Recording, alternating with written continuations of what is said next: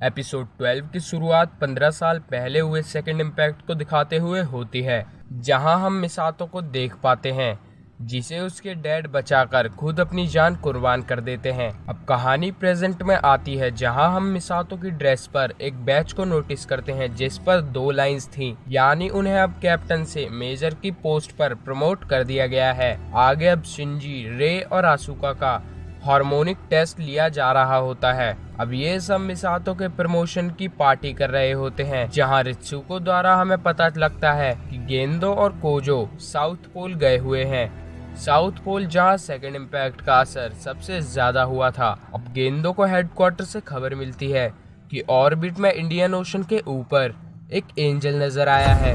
अब ये एंजल अर्थ की ओर बढ़ रहा होता है, जहां मिसातो तीनों इवेंजलियन की मदद से उसे रोकने का प्लान बनाती हैं। जहां इवेंजलियन 1 अपनी फुल पावर 80 फील्ड को यूज कर एंजल को अर्थ से टकराने से रोकता है और इसमें रे भी उसकी मदद करती है। जिसके बाद आसुका उस एंजल के कोर को ब्लास्ट कर देती है और इससे एंजल मारा जाता है।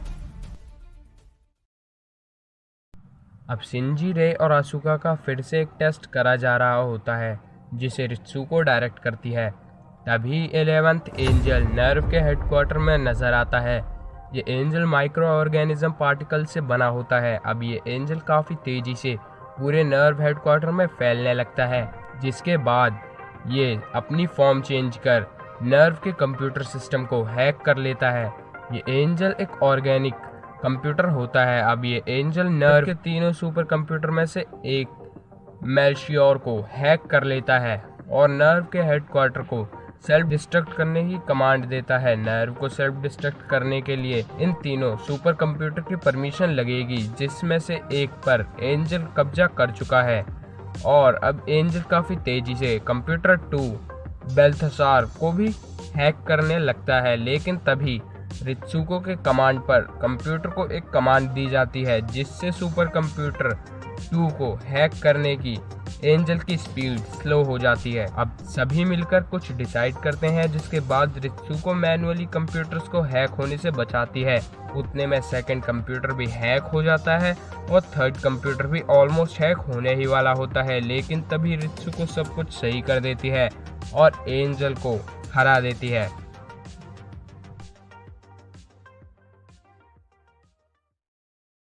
एपिसोड 14 के हाफ एपिसोड में सिर्फ पिछले 13th एपिसोड्स के फ्लैशबैक दिखाए जाते हैं, क्योंकि पिछले 13th एपिसोड्स की रिपोर्ट गेंदो सील को दे रहा होता है।